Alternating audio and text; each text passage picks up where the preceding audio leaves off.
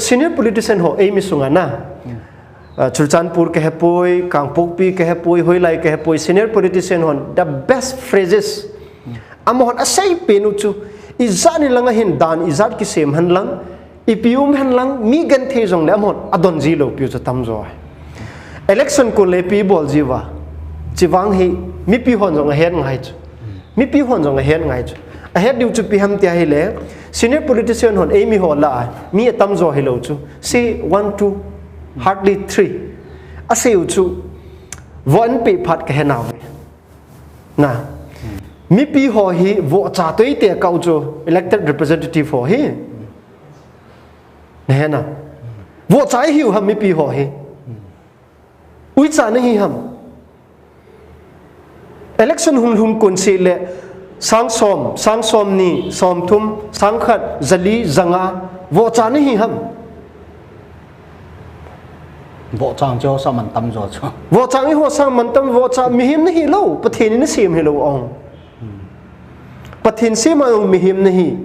India dan pi ke vai hom na jong you have every right to fight back but still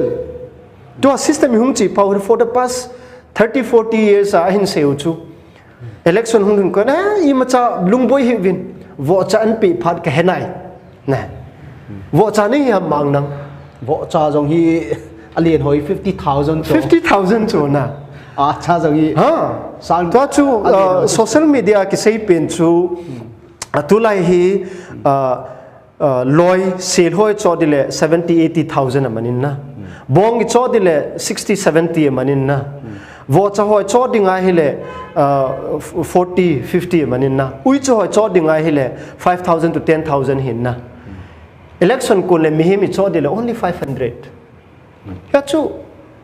senior politician hon Vocha e te kau chu if Vocha hiu choi hoi ke wang Vocha ka hi lo ta nang de hi de ham wang ka hepoi 22 teng le nang Vocha na hi kit de ham wang ka he na ya chu hichan ge ya chu mi pi hi blindfold na boluwa Vocha ui cha to e te kau chu ya chu chi hi awareness hi phata chai nei wa 22 teng jong le Vocha hi lo ngai chu mi hem ni hi chu pathin sem ni hi chu constitution bung yang right de nei chu iti chu kum som ni som thum am ho hung nup sa ning mana chu nang chu Vocha ni ki ti jeng thei sekmaya ju che ho na ne jeng do tu lai sekmai ju chen ni ho Vocha ho yang tui ta lo pia a hi wang min sang som gu ma cho chola